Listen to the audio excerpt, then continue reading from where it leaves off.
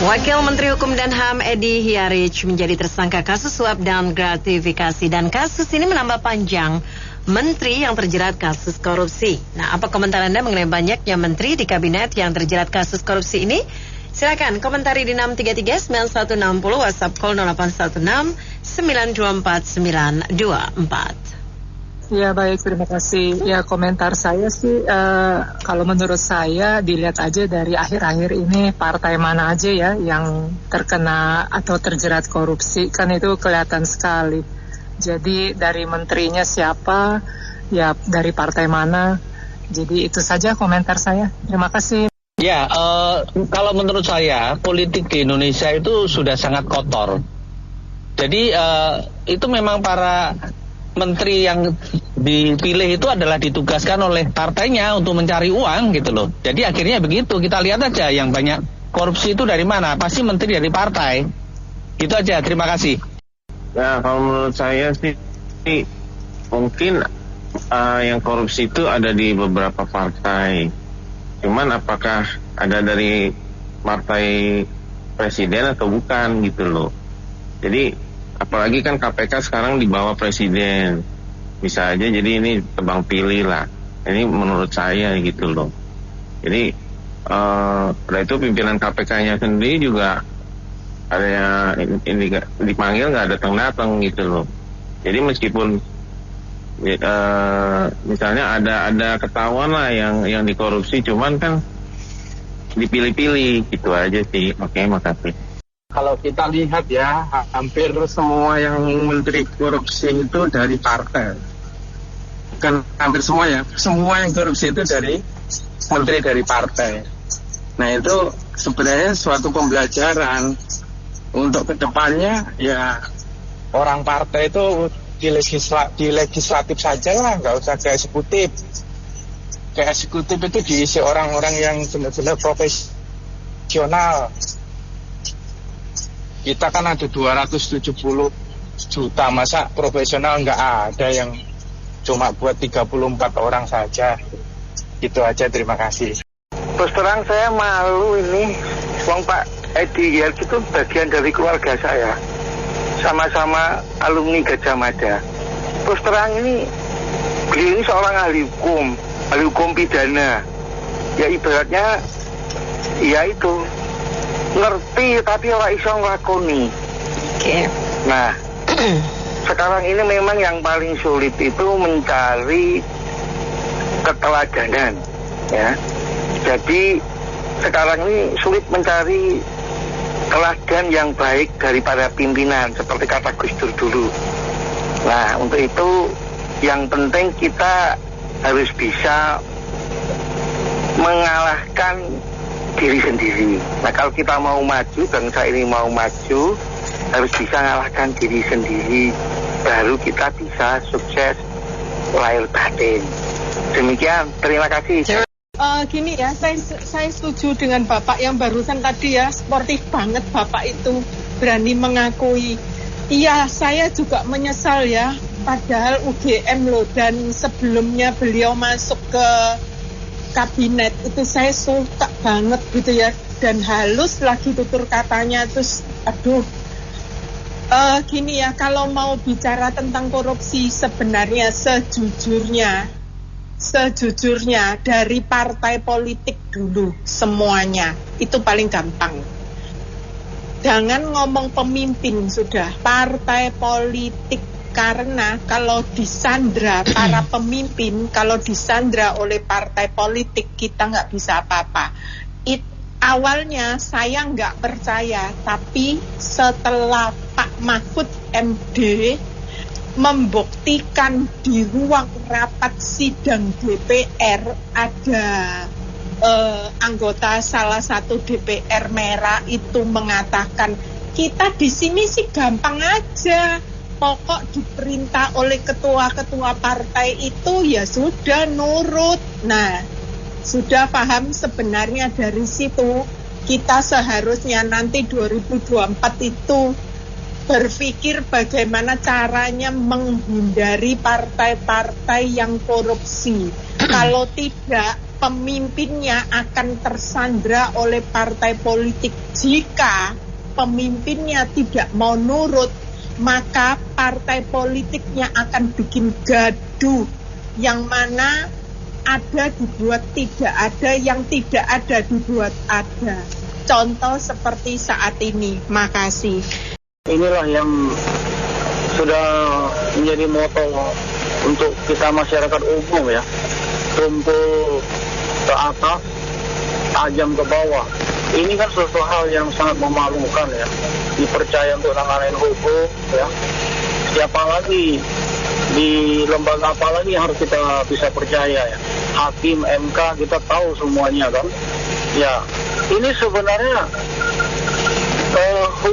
hukuman yang diterapkan di negara kita ini tidak bisa membuat orang menjadi jerah. Jadi orang tidak takut untuk korupsi ya.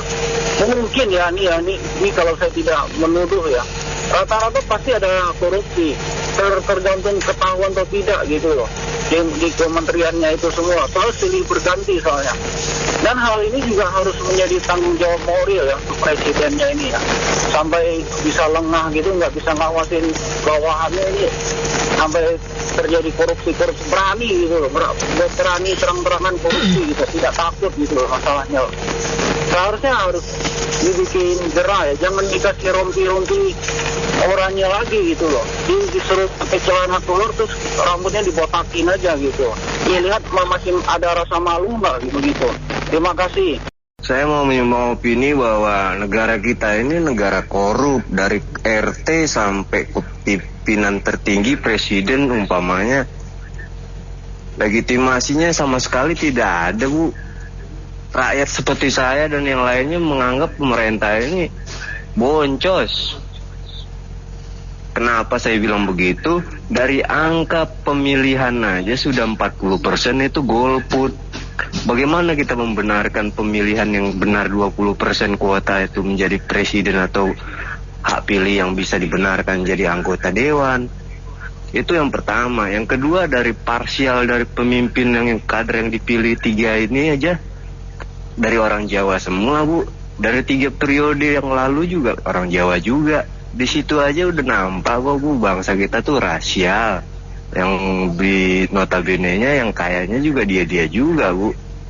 Dari artisnya pun pemilihannya pun udah selektif, nggak ada itu saya rasa. Dari artis sinetron, model, bintang film dan lain sebagainya, semuanya yang dipilih-pilih juga kelompok dari Orde Baru juga, Bu. Reformasi sejauh ini saya anggap nggak ada itu, Bu.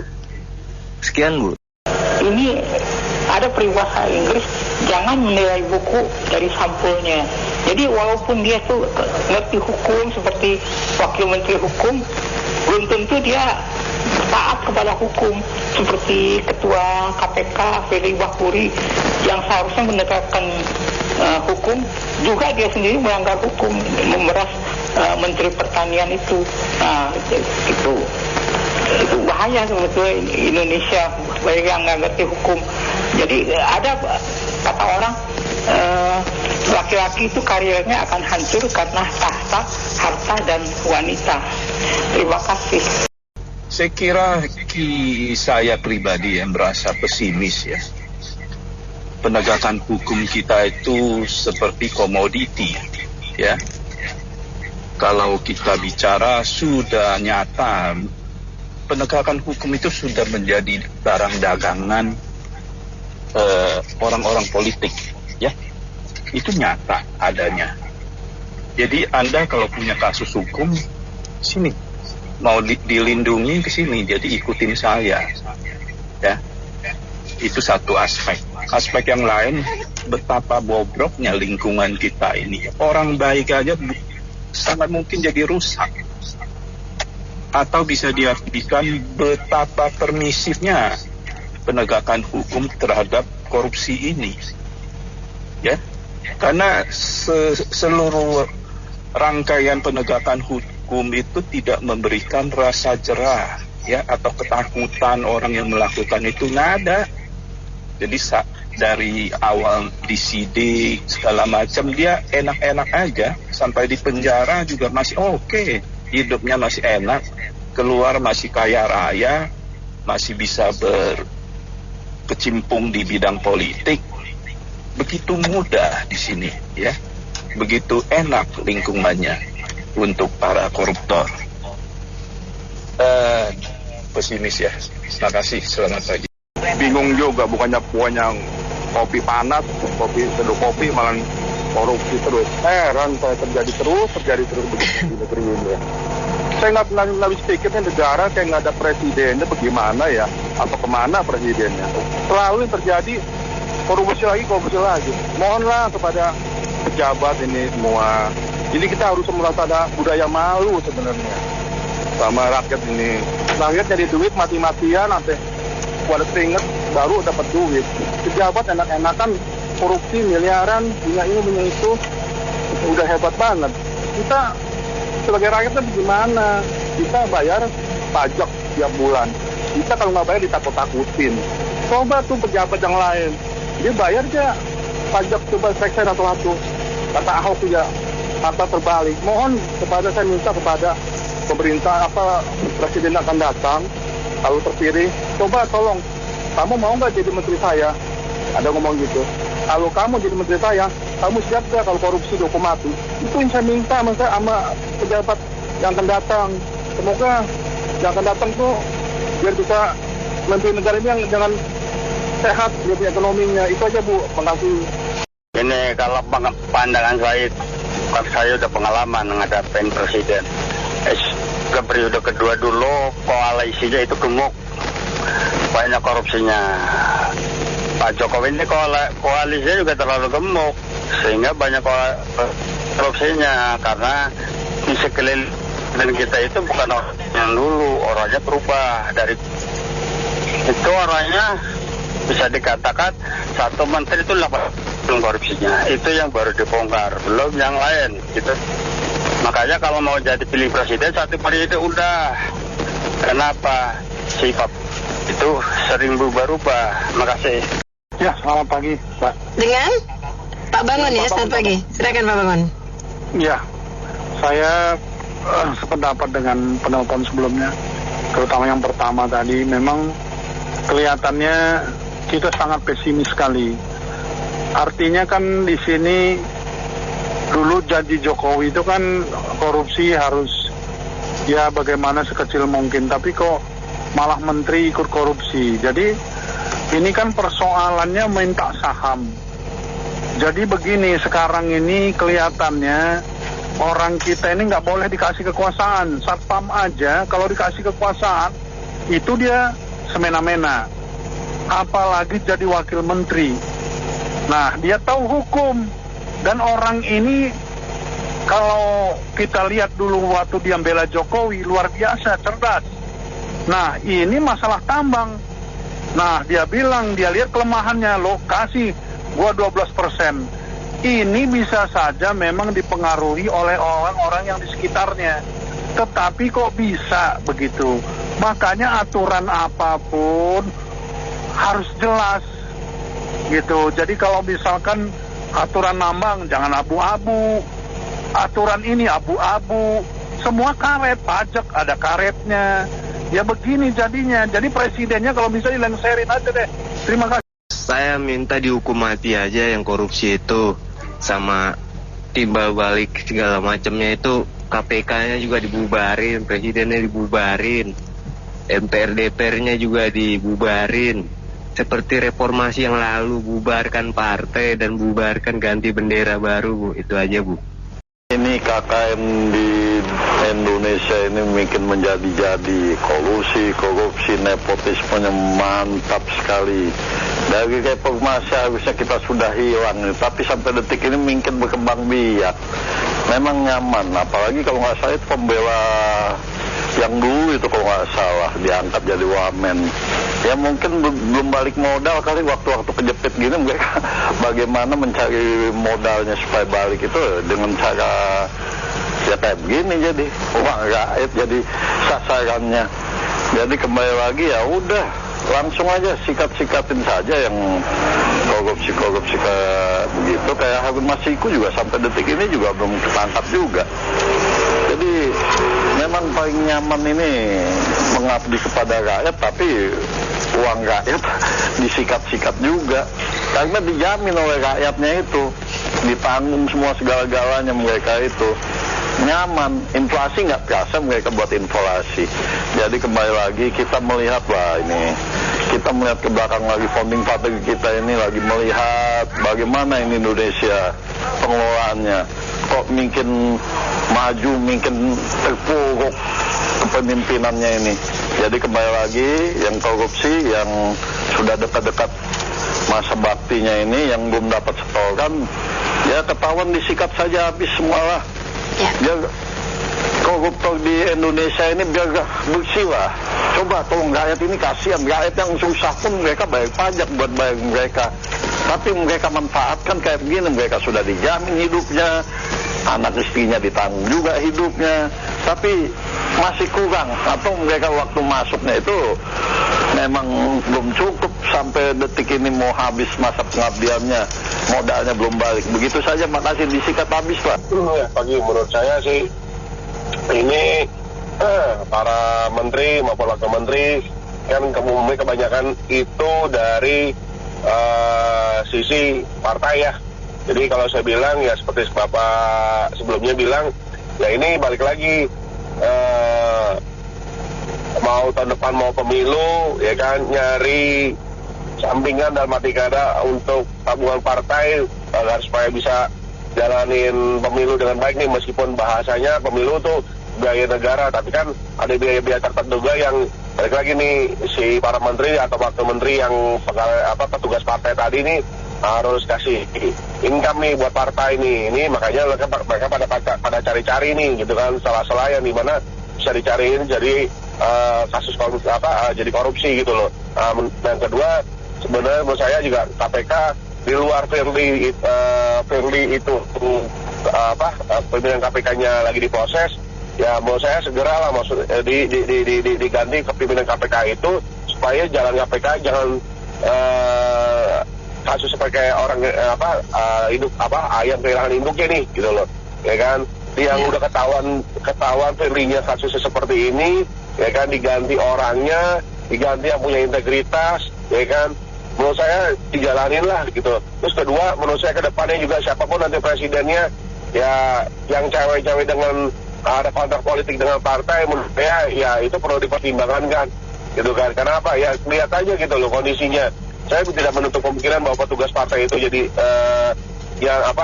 tidak punya integritas ya terhadap bekerja untuk rakyat. Tapi umumnya kejadiannya kasusnya seperti ini gitu loh kan. Semua petugas partai pasti kasusnya korupsi, tanggapnya, ending-endingnya.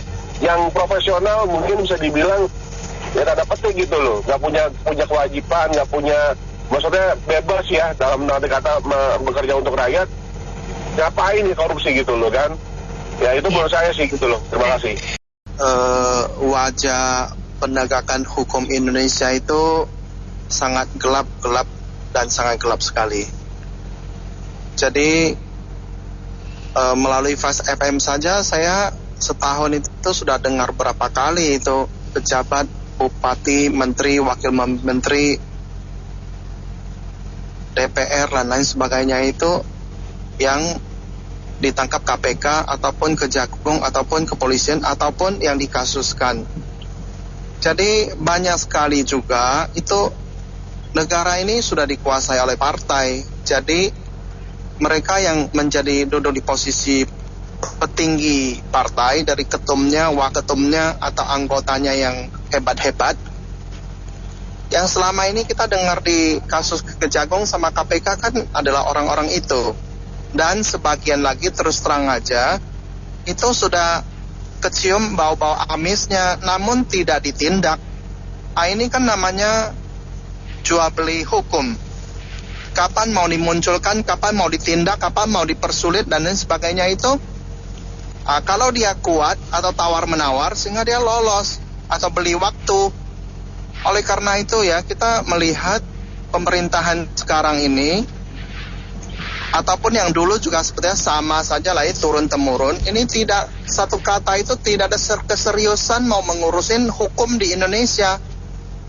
Jadi rakyat itu kan tidak bisa apa-apa.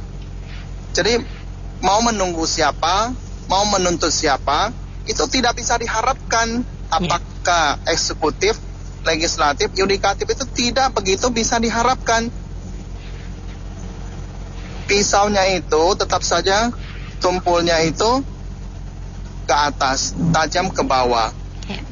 Jadi yang kasus-kasus kecil ya itu bisa diungkap, tapi yang ini nggak bisa. Termasuk wamen yang satu ini sebenarnya sebelumnya itu sudah kecium-cium juga, atasannya juga sudah kecium-cium, ketum-ketum lain juga kecium, tapi tidak mau ditindak. Jadi menurut saya pemerintahan saat ini juga tidak ada keseriusan sama sekali mau menegakkan hukum. Dan kita tahu banyak pakar-pakar ya, termasuk Menko Polhukam mengatakan bahwa kalau kasus hukum itu ditegakkan, betul-betul ditegakkan dan korupsinya itu diperantas, maka sebagian besar urusan bangsa Indonesia itu sudah selesai. Tetapi tidak ada yang berani dan tidak ada yang serius untuk mengurusinya. Ini memang sangat gelap dan sangat hitam ya penegakan hukum di Indonesia. Demikian Bu, terima kasih.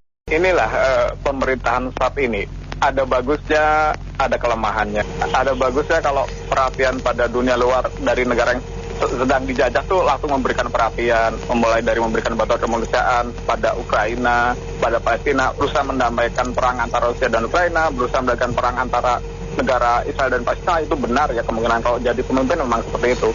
Akan tetapi juga ternyata ada kelemahannya, mana pemerintahannya, para menterinya ada yang oknum-oknum atau wakil menteri dan sudah dihukum kan, sudah ada. Merupakan salah satu pemerintahan yang dibilang kemungkinannya kotor ya, tidak bersih. Jadi pemerintahan yang seperti ini, apalagi pejabat negara di bidang lain juga banyak yang korupsi, ini merupakan pemerintahan yang tidak bersih. Dan korupsi itu kan bisa mengurangi uang kas negara. Tidak bagus buat fundamental ekonomi negara kita. Kalau fundamental ekonomi negara kita digerogoti oleh para koruptor, bahkan pejabat negara sendiri, maka tipe pemerintahan yang bukan clean government atau bukan pemerintahan bersih atau pemerintahan kotor seperti ini kemungkinan akan membuat ekonomi kita jadi mudah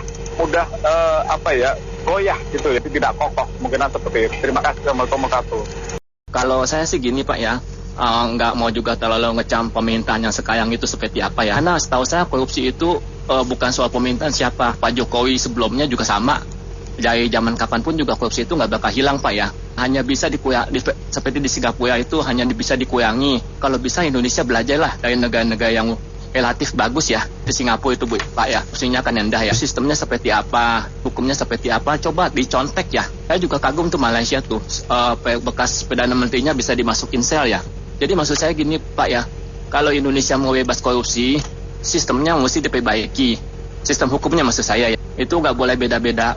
Seperti Malaysia lah, bekas Perdana Menteri pun kalau salah ya dimasukin sel lah. Yang udah gitu juga kalau pilih menteri-menteri ini selanjutnya presidennya siapapun ya, biasa sih harapnya Pak Ganjar Mahfud yang jadi ya. Kalau misalnya Pak Ganjar Mahfud jadi presiden dan wakil presiden, itu kalau bisa undang-undang pemberantasan aset pemiskinan, pembuktian aset terbalik dan uang kartal itu secepatnya ada Pak, tanda tangani. Mana caranya pasti ada. Itu penting Pak, karena tanpa ada payung hukum ya, itu kayaknya susah diterapkannya. Itu kita juga harus mendorong nih Pak ya. Saya nggak bilang semua orang di Indonesia tuh bajingan atau brengsek ya. Ada juga yang baik itu dari kepala desa. Itu kasus COVID 2 tahun lalu tuh, saya kagum loh Pak. Ada kepala desa tuh yang baik ya. Semua warganya dapat bansos, sama sekali nggak dimakan sama kepala desanya. Jadi kita harus mendorong orang-orang sini, baik-baik ini, kalau bisa jadi jaksa agung, polisian juga sampai jadi kapolri. Kalau mereka tuh semua yang baik-baik ini bisa jadi pejabat tinggi, saya jamin lah korupsi itu bisa jauh berkurang dari sekarang lah. Dan sistemnya juga undang-undang yang tadi saya sebutin secepatnya kita tangan Pak. Itu aja Pak, makasih.